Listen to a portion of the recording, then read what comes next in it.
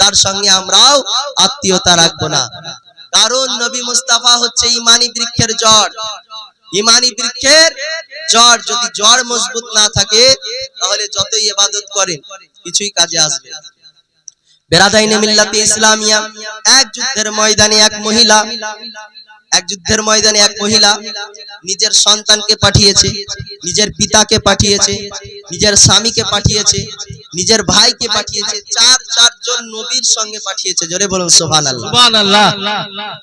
যখন যুদ্ধ শেষ হলো সেই মহিলা যুদ্ধের ময়দানে হাজির হয়েছে। যুদ্ধের ময়দানে প্রত্যেক ব্যক্তিকে জিজ্ঞাসা করছেন আমার রাসূলুল্লাহ কোথায়? জোরে বলুন সুবহানাল্লাহ। তিনি এটা জিজ্ঞাসা করে না যে আমার বাপকে আমি এই যুদ্ধের ময়দানে পাঠিয়েছি নবীর সঙ্গে, আমি ছেলেকে পাঠিয়েছি নবীর সঙ্গে, আমি সন্তানকে পাঠিয়েছি নবীর সঙ্গে, আমি নিজের ভাইকে পাঠিয়েছি নবীর সঙ্গে, এটা জিজ্ঞাসা করে না। যুদ্ধের ময়দানে জিজ্ঞাসা করতে আছে আমার নবী কোথায়, আমার নবী কেমন আছে একটু বলো। তো একজন ব্যক্তি এসে বলে, এ মহিলা তুমি কি জানো তোমার বাপ কোথায়? তুমি কি জানো তোমার ভাই কোথায়? তুমি কি জানো তোমার ছেলে কোথায়? তোমার স্বামী কোথায়? তো বলতে আছে আগে বলো আমার নবী কোথায়? বলছে সেই ব্যক্তি বলছে জানো চারজন তুমি যে সন্তান পাঠিয়েছিলে, চারজন তুমি পুরুষ পাঠিয়েছিলে, তারা সকলেই শহীদ হয়ে গেছে, এই যুদ্ধের ময়দানে তারা শহীদ হয়ে গেছে। তো তাদের সেই ব্যক্তির কথা কর্ণপাত দিয়ে বলে কে নবী কোথায় আগে বলো। জোরে বলুন সুবহানাল্লাহ। কতটা মহব্বত থাকলে এই কথা বলতে পারে।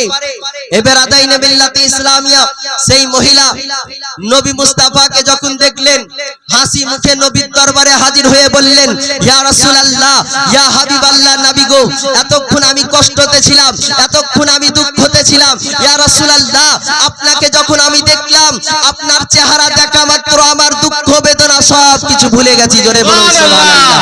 বেরাদাইনে বিল্লাতে ইসলামিয়া সেই মহিলার বাপ কি মৃত্যুবরণ করেছে, সেই মহিলার সন্তান মৃত্যুবরণ করেছে, সেই মহিলার স্বামী মৃত্যুবরণ করেছে, সেই মহিলার ভাই মৃত্যুবরণ করেছে, কিন্তু তারা মৃত্যুবরণ করেছে, তার কলেজা ফেটে গেছে, কিন্তু সে কলেজা ফেটে দেখেনি নবী মুস্তাফা কেমন আছে তিনি জানেন যে নবী মুস্তাফার ভালোবাসাই হচ্ছে উত্তম। জোরে বলুন সুবহানাল্লাহ। তিনি বলেন ইয়া রাসূলুল্লাহ, ইয়া হাবিবাল্লাহ, নবী গো আমি চারজনকে এই যুদ্ধের ময়দানে আমি শহীদ করতে পেরে বড় খুশি আছি, তারা জান্নাতবাসী হয়েছে। জোরে বলুন সুবহানাল্লাহ। বেরাদাইনে মিল্লাতে ইসলামিয়া আর একজন সাহাবী রাসূলের ঘটনা